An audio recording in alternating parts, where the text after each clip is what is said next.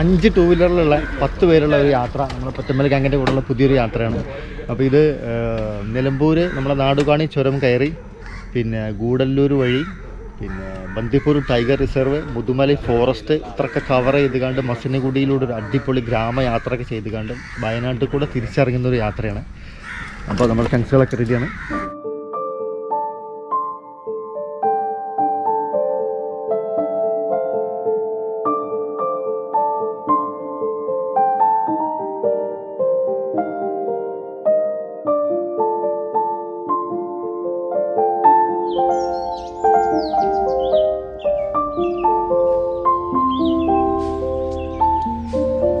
നാടുകാണിച്ചൂരൊക്കെ കയറി കഴിഞ്ഞു. Tan tea എന്ന് പറയുന്ന ഒരു ബ്രാൻഡഡ് തേയിലത്തോട്ടത്തിലാണ് ഇപ്പോൾ ഉള്ളത്. തേയിലത്തോട്ടങ്ങൾ എത്ര കണ്ടാലും നമുക്ക് മടുക്കാത്തൊരു സംഭവമാണ്. അതിൻ്റെ പ്രധാനപ്പെട്ട കാരണം അതിൻ്റെ ഒരു പച്ചപ്പനായിരിക്കും അല്ലേ. നമ്മളെ കണ്ണിനും മനസ്സിനൊക്കെ കിട്ടുന്നൊരു കുളിരുണ്ട് അതിലേക്ക് ഇങ്ങനെ നോക്കി അവിടെ ഇങ്ങനെ ഇരുന്ന് ഫോട്ടോ ഒക്കെ എടുക്കുമ്പോൾ. ഗൂഡല്ലൂർ ടൗണൊക്കെ കഴിഞ്ഞ് ഇടത്തെ ഭാഗത്തേക്ക് ഏകദേശം ഒരു 7 കിലോമീറ്ററിൻ്റെ പോകുന്നു കഴിഞ്ഞാലാണ് നമ്മുടെ ഈ ഒരു മുതുമലൈ ടൈഗർ റിസർവ്.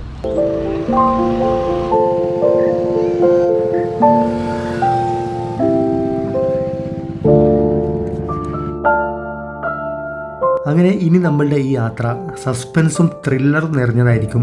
മൃഗങ്ങളെ കാണാൻ വേണ്ടിയിട്ടുള്ള ആകാംക്ഷ എല്ലാവർക്കും ഉണ്ട്.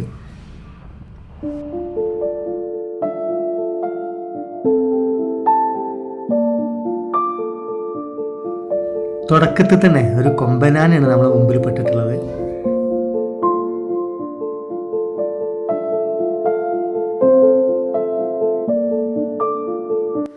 ഈ കാണുന്ന പച്ച കളറിലുള്ള പാലത്തിലേക്ക് കയറുന്നതോട് കൂടിയിട്ട് നമ്മൾ കർണാടക സ്റ്റേറ്റിൻ്റെ ഫോറസ്റ്റിലേക്ക് കടക്കാൻ വേണ്ടി പോവാണ്.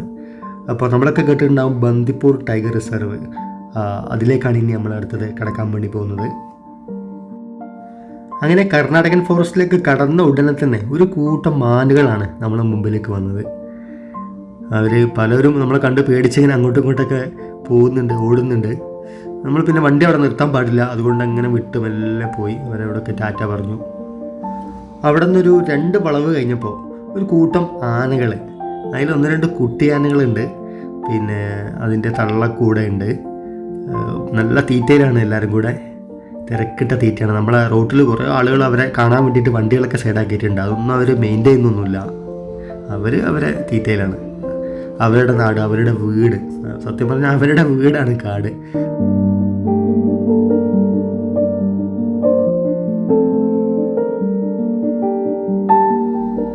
ഇപ്പോൾ ഞങ്ങൾ റൈറ്റിലേക്ക് കട്ട് ചെയ്യുന്ന ഈ റോഡാണ് നമ്മുടെ മസനഗുഡി റോഡ്.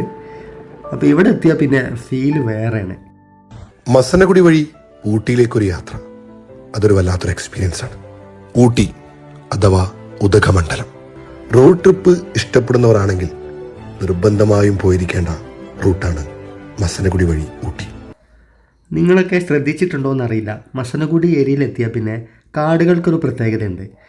മരുഭൂമി പോലെ അടിയിലധികം പുല്ല് ഒന്നും ഉണ്ടാവില്ല, ഇങ്ങനെ പ്ലെയിനായിട്ട് കിടക്കുന്നുണ്ടാവും, മൊട്ടക്കുന്നുകൾ പോലെ. അങ്ങനത്തെ ഒരു സ്ഥലമാണ് ഇപ്പോൾ ഇത്. പോടാ കഴുതേ എന്നൊക്കെ നമ്മൾ പലരും വിളിക്കാറുണ്ട്. ആ പാവപ്പെട്ട കഴുതയാണ് ഈ കിടക്കുന്നത്. മലപ്പുറം ഭാഷയിൽ കൈത എന്നിട്ടാണ് പറയുക. ഇറ്റുകളെ കാണുമ്പോൾ ശരിക്കും നമുക്ക് പാവം തോന്നും. എത്രയോ ചുമടാണ് അവരെ കൊണ്ട് കയറ്റിപ്പിക്കുന്നത്. അങ്ങനെ കുറേ ദൂരം സഞ്ചരിച്ച് ഞങ്ങൾ മസനഗുഡിയിൽ നിന്ന് തിരിച്ചു. ഇനി ഗുണ്ടൽപേട്ട ഭാഗത്തേക്കാണ് പോകുന്നത്. ഇതാണ് മക്കളെ നമ്മളെ ഗുണ്ടൽപേട്ട. അത് പ്രത്യേകിച്ച് പറയേണ്ട ആവശ്യമില്ല. ഈ മല്ലികപ്പൂക്കളും ഈ സൂര്യകാന്തികളൊക്കെ കണ്ടാൽ തന്നെ അറിയാം ഇത് ഗുണ്ടൽപേട്ട എത്തി എന്നുള്ളത്. അപ്പോൾ ഇവിടെ വേറൊരു ഫീലാണ്.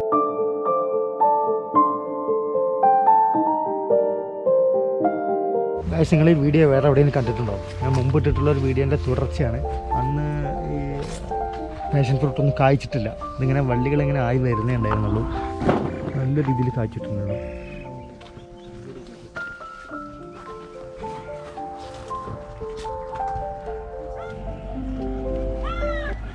അവിടെ നിന്ന് കുറച്ച് മുമ്പോട്ട് പോയപ്പോഴാണ് നമ്മുടെ ഉള്ളിനെ കാണുന്നത്. ചെറിയ ഉള്ളി, ചീരുള്ളി, കൊച്ചുള്ളി, ചെറിയുള്ളി, ഇങ്ങനെയൊക്കെ പല പേരിൽ അറിയപ്പെടുന്ന നമ്മുടെ ചീരുള്ളി. അപ്പോൾ അതിൻ്റെ ഒരു തോട്ടം. അതിൽ ചീരുള്ളിൻ്റെ തണ്ട് നമ്മളെ സുഹൃത്തുക്കൾ എടുത്തിരുന്നു. അങ്ങനെ ഒരു 50 രൂപക്ക് അവർക്ക് ആ തണ്ടിൻ്റെ ഒരു കെട്ട് അവിടുത്തെ ഒരു കർഷകൻ നമുക്ക് തന്നതാണ്, ഈ ഒരു കെട്ട്. അപ്പോൾ അടുത്തൊരു യാത്രാവിശേഷവുമായി ഉടനെ തന്നെ കണ്ടുമുട്ടാമെന്ന പ്രതീക്ഷയോടെ എല്ലാവർക്കും ബൈ.